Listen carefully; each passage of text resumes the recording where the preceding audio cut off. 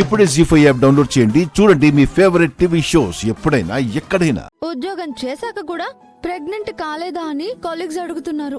ఏం చెప్పమంటావు? వాళ్ళకేం పని పాట ఉండదా? ఎప్పుడు ఇదే అడుగుతుంటారు. ఈ ప్రపంచం అంతే బావా. వయసులో ఉన్నప్పుడు పెళ్ళెప్పుడు అంటారు, పెళ్లి చేసుకున్నాక పిల్లల గురించి అడుగుతారు. మీ చెల్లెలి కన్నా ముందే నా పెళ్ళయిందని ఎగతాళి చేస్తారు బావా. ఏయ్, అందరి ముందు ఇలా మాట్లాడితే మర్యాదగా ఉండదు.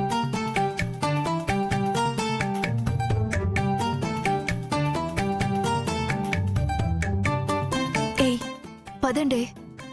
ఏంటక్కా? అది కాదు బావా. ఇప్పుడేమంటావు? కాపురం చేయకపోతే మాత్రం కుటుంబం నడవదా? ఏయ్ మనం వెళ్దాం పదండే. ఎందుకక్కా? వాళ్ళిద్దరినీ కొంచెం ఏకాంతంగా ఉండనిద్దాం. ఏంటయ్యా, మీ చెల్లెల గురించి మాట్లాడితే అలా వింటూనే ఉంటావు? నా గురించి అడిగేసరికి కోపం వస్తుందా తమరికి? హా? నేనేం అలా అనలేదు. మరి ఎలా అన్నావు? ఎలా అన్నావు?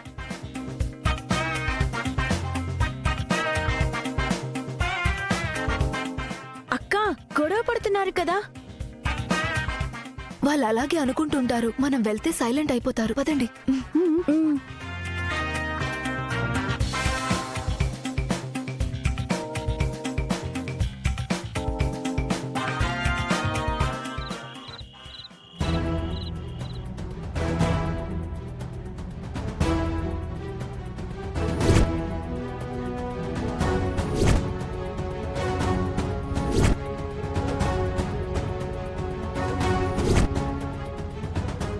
డిసిప్లినరీ యాక్షన్ కింద ఓ నెల రోజులు శివపార్వతి కింద పనిచేయాల్సి వస్తుంది.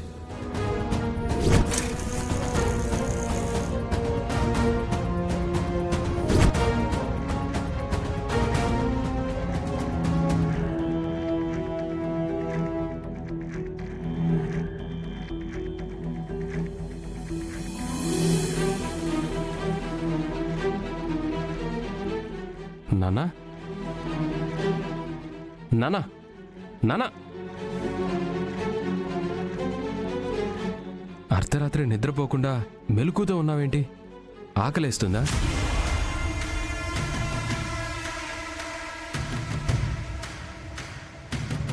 అబ్బోడా, కడుపు నిండా తాగాను గాని వస్తున్న మంట మటుకు ఆకలితో రావట్లేదురా అబ్బోడా. నా తమ్ముడు కూతురు శివపార్వతి కింద నువ్వు పని చేయాల్సి వస్తా ఉండదని నా కడుపు మంటగా ఉండదురా అబ్బోడా. నాన్నా, కొన్ని రోజులు నేను మంచోడ్లా నటిస్తే చాలు, 30 రోజుల తర్వాత ముప్పు తిప్పలు పెడతాను. డిసిప్లినరీ యాక్షన్ కింద రిపోర్ట్ ఇవ్వాలి, అంతే. ఆ తర్వాత శివ నోటి వెంట శివ శివ అనిపించకపోతే నా పేరు దేవరాజే కాదు. అబ్బోడా, గోవిందరాజులు కూతురు జోలికి పోతే గోవిందా అనిపిస్తుంది. గౌరీ సావు వెనకాల నేను కూడా ఉన్నానని చెప్పి 10 మందిలో నా పరువు తీసేలాగా, అట్టాగే నా తోలు ఊడొచ్చేలాగా కొరడాతో కొట్టింది.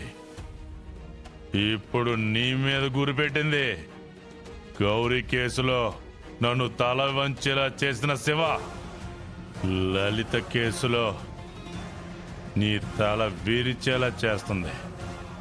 అది జరిగితే నా ఉద్యోగం పోవడమే కాదు నాన్న, నేను కూడా ఇంట్లో నుంచి పోతాను. ఎక్కడికి పోతారా బోడా? అట్ట చేతే తీసుకొచ్చి మళ్ళీ జైల్లోనే పెడతాది. ఆఫీసర్గా పనిచేసిన చోటే నువ్వు ఖైదీగా ఊసలు లెక్క పెట్టాలా? మరేం చేయమంటావు నాన్న? జాగ్రత్త పడమంటనా? ఈ నెల రోజులు దాని కింద పని చేస్తున్నావు కాబట్టి నిన్ను ఎట్టా తొక్కాలా అని చూస్తాదే. ఎదురు తిరిగినావా ఎగిరెగిరి పడతాది. అందుకనే అన్నిటికీ తల వంచి మంచివాళ్ళ మారినట్టు నటిస్తూ శివపార్వతి నువ్వు చేసిన నేరాల్ని తవ్వడానికి ఎలా ప్రయత్నిస్తుందో తెలుసుకుని ఆ సాక్ష్యాలను తుడుచుకుంటూరా. అర్థమైంది నాన్న, నువ్వింకేం ఆలోచించకు, నేను చూసుకుంటాను. నువ్వు వెళ్ళి పడుకో నాన్న. నేను ప్రశాంతంగా పడుకునేది ఆ గంగగాని దెబ్బ కొట్టినాక. నన్ను పంచాయతీలో కొరడాతో కొట్టిన శివపార్వతి మీద ప్రతీకారం తీరినాక బోడా. నువ్వెట్ట చేస్తావో ఏం చేస్తావో తెలీదు. నెల రోజుల తర్వాత శివపార్వతి గంగలకి ఆకాశంలో సుక్కలు కనపడాలా. ఎగిరెగిరి పడుతున్న గంగ నేల మట్టం కావాలా. డ్యూటీలో జాయిన్ అయ్యాక వాళ్ళ ఫేట్ మారిపోతుంది నాన్న. ముందు నువ్వు లోపలికి పద. ఉమ్.